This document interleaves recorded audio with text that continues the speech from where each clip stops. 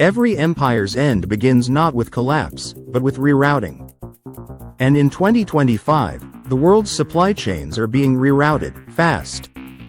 Welcome to FluxFolio Finance.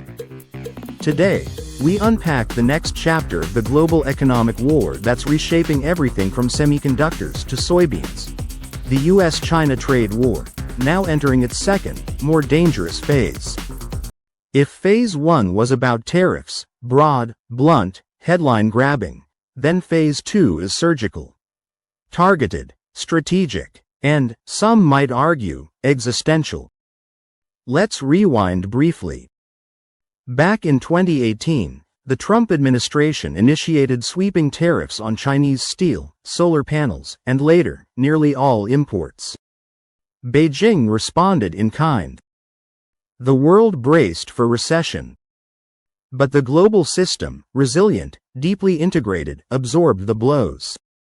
Trade flowed around the barriers. Companies adapted. Supply chains bent, but didn't break. Until now. Because in 2025, adaptation is over. This isn't a tariff skirmish anymore. This is strategic decoupling. And the first blow landed not in Washington, but in the ports of Tianjin and Ningbo, where rare earth magnet shipments bound for the U.S. defense sector were quietly halted. No war, no rhetoric, just forms that never cleared. These are not just trade items. These are keystones of national security. Without neodymium, there are no missile guidance systems. No electric vehicle drivetrains. No wind turbines. No MRI machines. The U.S. response came swiftly.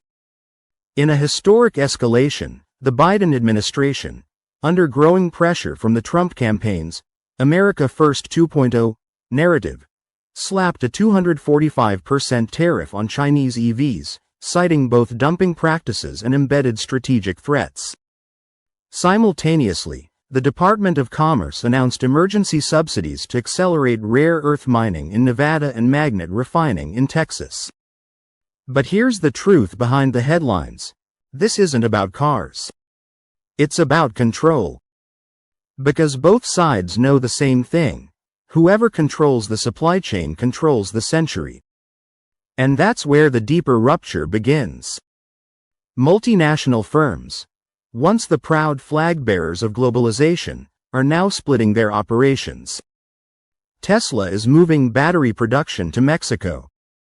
Apple is deepening ties with India and Vietnam. Pharmaceutical firms are relocating critical precursors to Malaysia. It's no longer about finding the cheapest labor. It's about building redundancy. And redundancy means decoupling. Next, we'll explore the long-term impact, the fragmentation of global trade, the rise of friendshoring, and the economic realignment that could end the age of global integration and usher in a new era of geopolitical economics.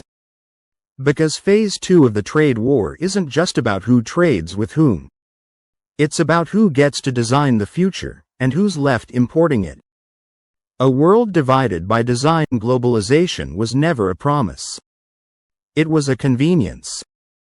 And now, that convenience is breaking, systematically, and by design. If we zoom out, the consequences of this decoupling go far beyond tariffs and border checks. They redefine the architecture of the global economy. Let's start with the term that's suddenly in every diplomat's lexicon. Friendshoring. No longer content with efficiency. Nations now seek reliability. Partnering with allies to localize production in politically stable, strategically aligned geographies. Vietnam is now Apple's second home. India is the new battlefield for electronics manufacturing. Mexico, long seen as a NAFTA afterthought, is becoming the U.S. nearshoring nexus, with EV and semiconductor plants sprouting like desert blooms. But make no mistake. This isn't just diversification. It's division. The once borderless world of just-in-time logistics is being redrawn into blocs. On one side, the US and its allies, NATO, Japan, Australia, India. On the other, China, Russia, Iran, and increasingly, the BRICS Plus coalition. Trade flows are beginning to mirror diplomatic alliances.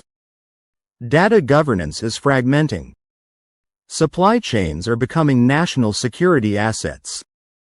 And at the center of this transformation is AI. The algorithm is the new assembly line. Countries aren't just competing for steel and silicon anymore. They're competing for cognition, talent, GPUs, data sovereignty, and compute infrastructure. China, facing US chip restrictions, is racing to build indigenous LLMs using domestic servers. Huawei, Baidu, and Alibaba have turned inward, cutting out US dependencies. Meanwhile, the US is locking down exports of advanced semiconductors, banning sales of key AI tools to adversarial states, and embedding OpenAI, NVIDIA, and Anthropic into the core of its defense tech industrial complex. This is no longer a tech race. It is a full-spectrum economic Cold War. And for the first time in decades, companies can no longer afford to be neutral.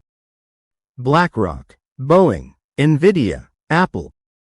Every major global firm is now being forced to choose sides, not by preference, but by pressure. And those who refuse to choose risk being excluded from both. But here's the most important realization: this is permanent. The age of smooth, globalized capitalism, where parts crossed oceans like whispers and capital flowed faster than borders, was an anomaly. Phase 2 of the trade war isn't just a conflict. It's the return to history. A history where empires guard their factories, where currencies represent camps, and where technology is no longer open, it's sovereign. So where does that leave us? With opportunity and danger. For investors, new markets will rise, but volatility will become structural. For governments, security will trump price. Resilience will trump growth. And for citizens? A world split in two will mean parallel standards, parallel systems, parallel truths. The "made in the world" label is disappearing. It's being replaced with something far older, far more political. Made in our camp. Thank you for watching FluxFolio Finance. Like, subscribe, and share if this helped you see what's coming next. Is this the new global normal, or just the beginning of the break? Until next time, stay alert, stay mobile, and stay strategically diversified.